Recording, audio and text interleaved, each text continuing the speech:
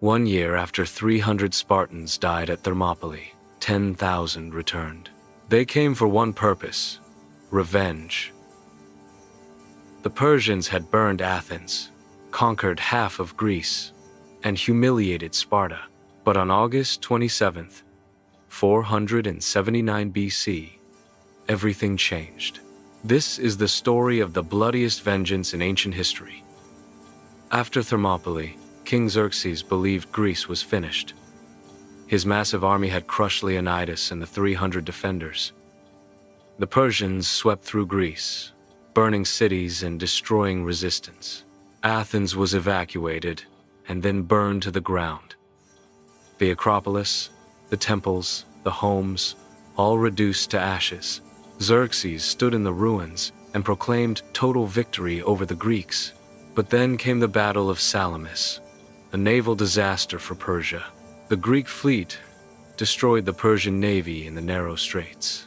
Xerxes, fearing he would be trapped in Greece, fled home to Persia, but he left behind his best general, Mardonius, with 100,000 warriors. Mardonius spent the winter in northern Greece, preparing the final conquest. He sent envoys to Athens offering peace. Join Persia or be destroyed.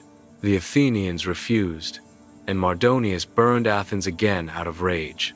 The Persians now controlled most of Greece, and final victory seemed certain. In Sparta, the humiliation of Thermopylae burned in every warrior's heart. Their king, Leonidas, had died, his body mutilated by Persian soldiers. The 300 had been overwhelmed, their sacrifice unavenged for a year. Now, Pausanias, nephew of the fallen king Leonidas, commanded the Spartan army. He was regent for Leonidas' young son and carried his uncle's memory. Pausanias assembled the largest Spartan force ever sent beyond the Peloponnese. 10,000 Spartan warriors, the elite of Greece's most feared military. They were joined by 30,000 helots, Spartan military support troops. Athens sent 8,000 hoplites under the command of Aristides the Just. Corinth, Megara, Tegea, city after city sent warriors to the alliance. The total Greek army numbered over 100,000 fighters. This was no defensive stand like Thermopylae, this was an invasion. In summer 479 BC, the massive Greek army marched north toward Thebes.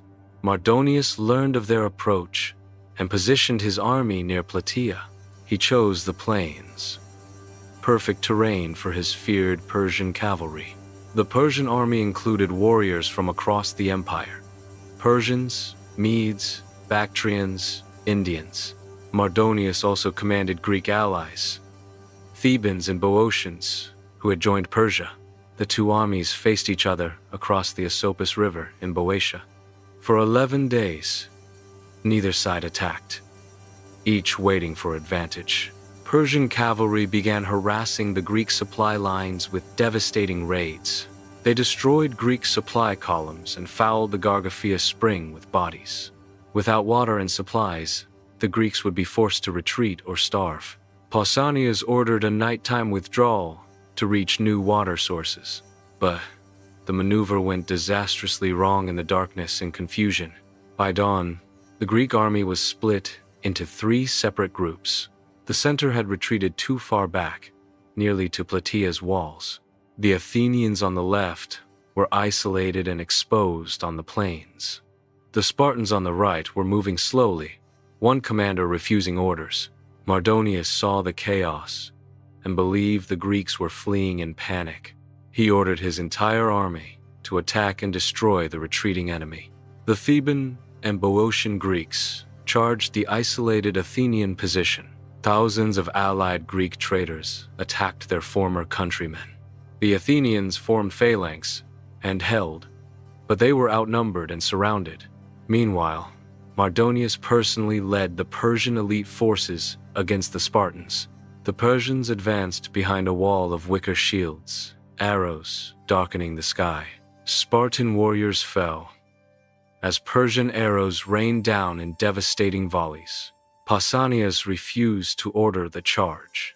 The sacrifices were not yet favorable. More Spartans fell, their red cloaks staining the ground even redder.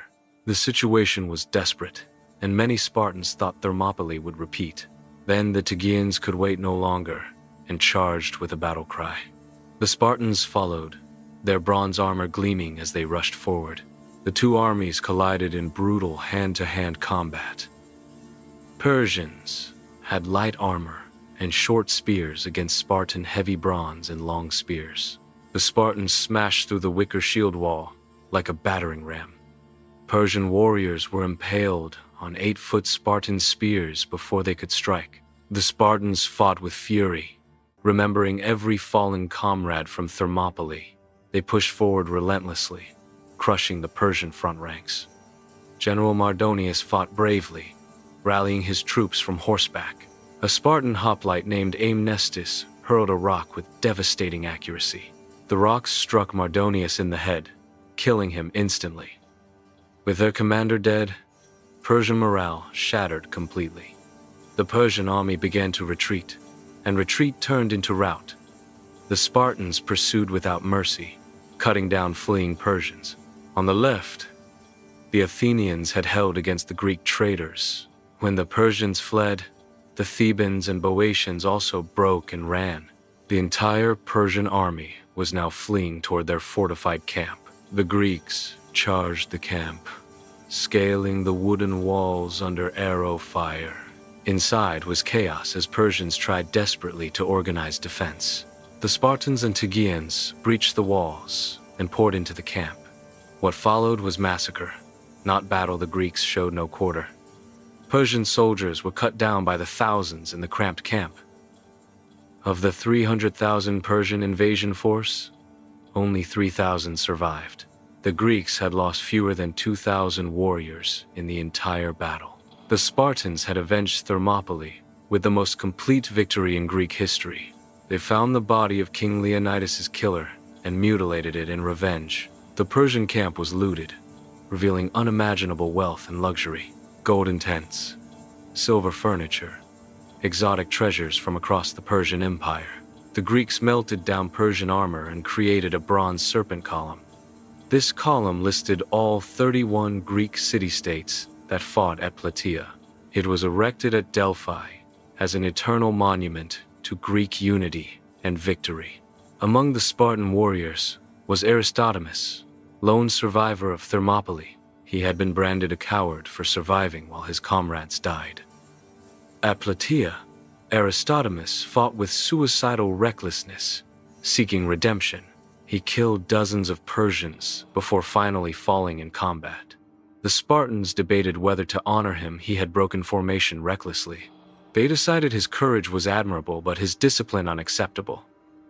The Persian threat to mainland Greece ended forever at Plataea.